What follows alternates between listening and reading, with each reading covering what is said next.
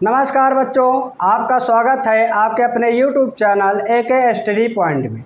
बच्चों, आज इस क्लास में हम बात करेंगे दर्पण सूत्र और रेखीय आवर्धन। ठीक है, तो यहाँ पे आज हम दर्पण सूत्र और रेखीय आवर्धन को बहुत ही अच्छे से समझेंगे और इस पे आधारित जो हमारे प्रश्न होते हैं, जो आंकिक प्रश्न होते हैं, उसको सॉल्व करेंगे। तो बच्चों, यहाँ पे आपसे छोटी सी रिक्वेस्ट है, यदि आपको हमारे वीडियो पसंद आए तो वीडियो को लाइक शेयर और चैनल को सब्सक्राइब करना ना भूलें। तो आइए बच्चों, यहाँ पे हम देखते हैं दर्पण सूत्र। तो बच्चों, आप लोग हेडिंग डालो दर्पण सूत्र। हेडिंग आपकी जो होगी बच्चों, क्या है वो? दर्पण सूत्र। अब ये चाहे अवतल दर्पण हो या फिर उत्तल दर्पण हो, दोनों दर्पणों के लिए हमारा यही सूत्र लगेगा।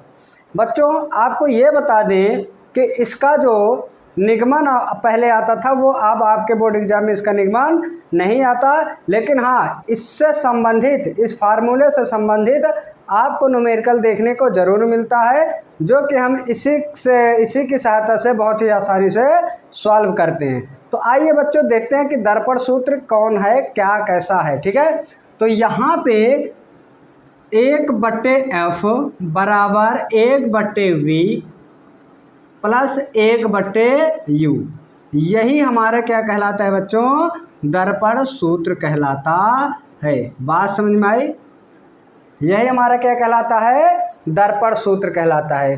देखो यहाँ पे, यदि किसी दर्पण की फोकस दूरी स्मॉल f हो तथा उससे जो प्रतिबिंब बने वो स्मॉल v दूरी पर बने और उसके सामने जो वस्तु रखी गई है स्मॉल u दूरी पर रखी गई है, तब हमारा ये दर्पण सूत्र हमें प्राप्त होता है। इतनी बात क्या बच्चों समझ में आई? यदि आप इसका निगमन देखना चाहते हैं, ये कैसे आता है, कैसे किया जाता है, तो बच्चों इस निगमन का वीडियो का आपका लिंक डिस्क्रिप्शन बॉक्स में मिल जाएगा। आप वहां से भी इसको बहुत आसानी से देख के समझ सकते हैं। अब आइए बच्चों, यहाँ पे जानते हैं ये f क्या है, v क्या है, u क्या है। बच्चों, जो f होता है इसको क्या बोलते हैं? फोकस दूरी बोलते हैं। क्या बोलते हैं? फोकस दूरी।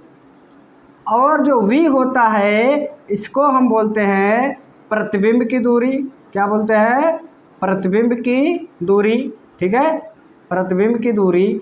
और जो u होता है, u को हम बोलते हैं वस्तु की दूरी। क्या बोलते हैं? वस्तु की दूरी। क्या बच्चों इतनी बात समझ में आई आपको? f फोकस दूरी, v प्रतिबिंब की दूरी, u वस्तु की दूरी। इतनी बात बच्चों समझ में आई।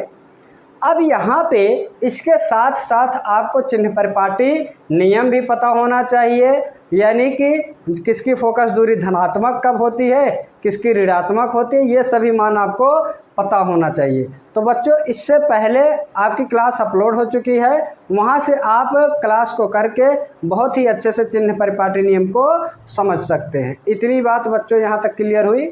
आगे चलें, चलो।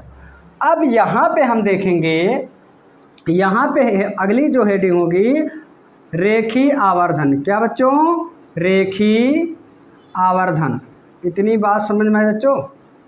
हेडिंग क्या है आपकी? रेखीय आवर्धन। अब यहाँ पे आइए समझते हैं कि रेखीय आवर्धन किसको बोलते हैं, ये क्या होता है। इसकी परिभाषा लिखेंगे, प्रतिबिंब की लंबाई, प्रतिबिंब की लंबाई तथा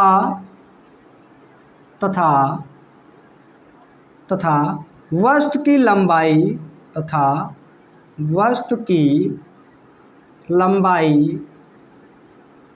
के अनुपात को रेखीय आवर्धन कहते हैं। रेखीय आवर्धन कहते हैं। बच्चों, क्या परिभाषा क्लियर हुई? बात समझ आए? प्रतिबिंब की लंबाई तथा वस्तु की लंबाई के अनुपात को ही हम क्या बोलते हैं? रेखीय आवर्धन बोलते हैं। ठीक है, अब इसका फार्मूला क्या होता है? अब जो रेखीय आवर्धन होता है, रेखीय आवर्धन को हम किससे? स्मॉल m से दर्शाते हैं। क्या बच्चों इतनी बात समझ में आई?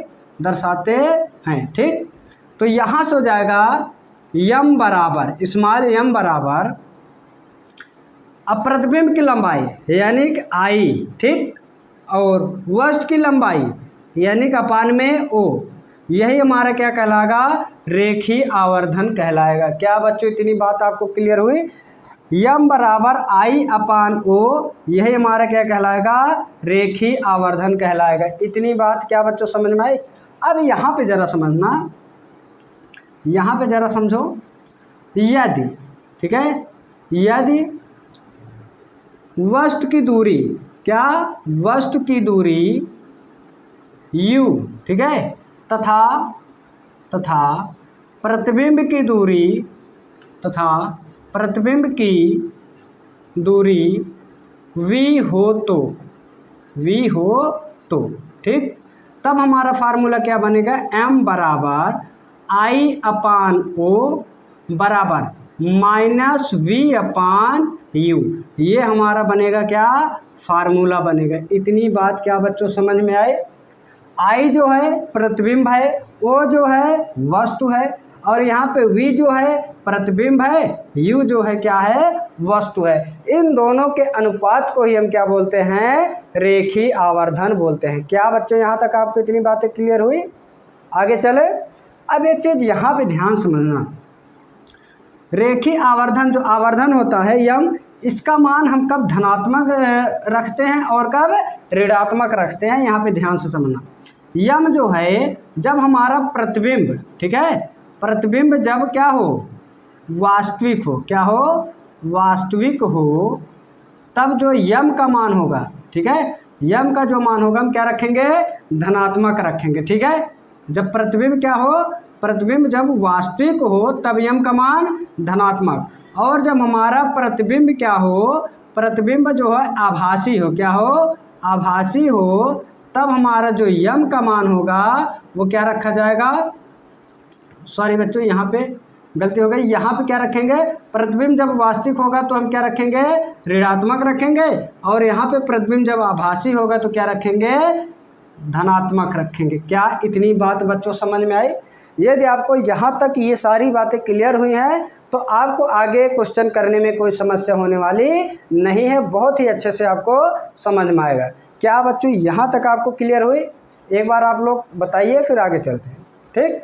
तो अब यहाँ पे एक चीज़ ज़रा समझना बच्चों, मान लो क्वेश्चन में दे दिया, क्वेश्चन में आपको दे दिया एक अवतल दर्पण की फोकस दूरी, यहाँ पे क्वेश्चन लिखेंगे ज़रा देखना, ठीक है। यहाँ पे लिख रहे हैं क्वेश्चन, एक अवतल दर्पण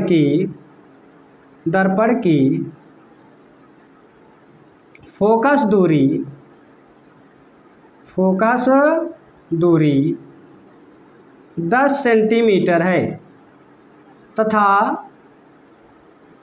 15 सेंटीमीटर की दूरी पर स्थित वस्तु के प्रतिबिंब की गणना कीजिए। बच्चों यहाँ पे आपको क्वेश्चन इसी टाइप के देखने को मिलेगा, जिसमें आपको सबसे पहले दर्पण सूत्र पता होना चाहिए, इसके साथ साथ आपको चिन्ह परिपाटी नियम भी पता होना चाहिए, तभी आप यहाँ पे इस टाइप के क्वेश्चन को कर पाओगे। तो बच्चों यहाँ पे ये सभी बातें आपको बता दी गई हैं, जिसमें आपको चिन्ह परिपाटी नियम भी बता दिया गया है, इससे पहली वाली जो क्लास हुई, और यहाँ पे आपको दर्पण सूत्र भी बता दिया गया, जिसमें आपको ये भी बताया गया कि फोकस दूरी किसको बोलते हैं, प्रतिबिंब की दूरी किसको बोलते हैं, और वस्तु की दूरी बोलते हैं किसको। सभी बातें आपको यहाँ पे क्लियर बता दी गई हैं। तो बच्चों अब हम अपनी अगली क्लास में जो देखेंगे, इसी दर्पण सूत्र और आवर्धन का जो सूत्र है इससे संबंधित क्वेश्चन करेंगे।